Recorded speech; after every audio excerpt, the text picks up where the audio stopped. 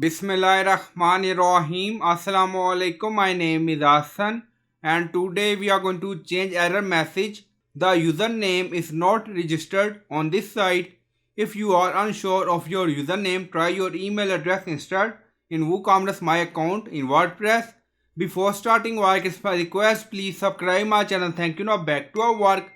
So we are going to change it using custom code. Now go to WooCommerce dashboard. So we are in WordPress dashboard. On left side you see plugin. So click on add new plugin. Then in search plugin write WP code.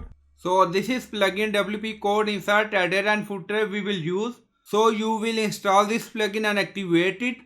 And after activation on left side you see code snippet and then you see add snippet. So click on it. Then you see add your custom code. So again click on it.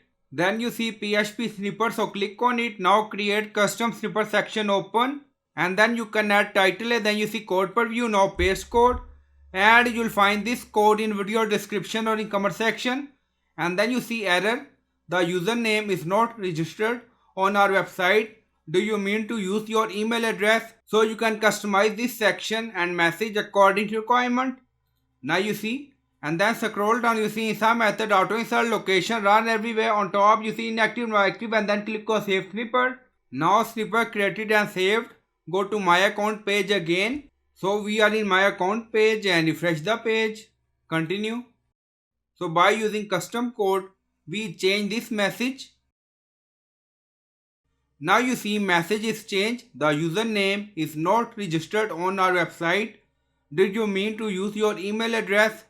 So I hope you like this video. Please like, comment, share, subscribe. Thank you for watching.